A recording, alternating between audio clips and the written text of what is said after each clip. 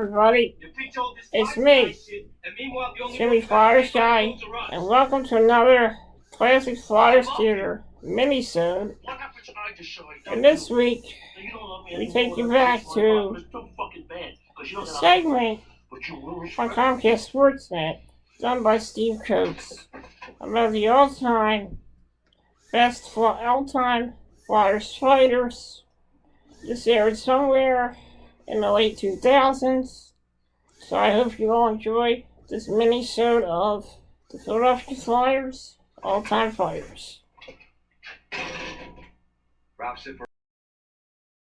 Hi everybody, welcome to Coachy's Corner. You know, I like the odd fight, so we thought we'd have some fun put together Coachy's toughest guys to ever play with the Philadelphia Flyers. It was going to be the top 10, but I couldn't make a decision. I just went for 12 and made it a lot easier. So let's go, top to bottom. Let's have some fun. You know, he became a free agent with the Philadelphia Flyers back in the middle 80s. And why did he stay in the NHL so long? Because he was a good fighter. And he was up to his old tricks just a couple of weeks ago. 8-game suspension with Calgary. That's Craig Berube. Then Mel Bridgman. Number 1 taken overall. The only one the Flyers ever had. On top of 118 goals, 971 penalty minutes. He was a good one. And then, probably one of the best stand-up fighters ever to play in the National Hockey League, Dave Brown. 6 on the all-time penalty list for the Flyers. 1,382 penalty minutes. And then just a flat-out mean guy, Glenn Cochran, coming up right there. He just looked mean when he came at you, and Glenn Cochran stands at 10th on the all-time penalty list. He could flat-out throw him. Just grab on with the left hand and come with the right hand, and you saw him really go at it in many a bench-clearing ball.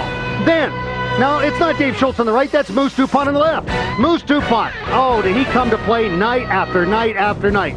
And, you know, it was an intimidating factor for the Philadelphia Flyers, and he ranks right up there in penalty minutes. Then, that famous right winger, Paul Holmgren, now the assistant general manager of the Philadelphia Flyers, he ranks second on the all-time penalty list for the Flyers with 1,600 penalty minutes.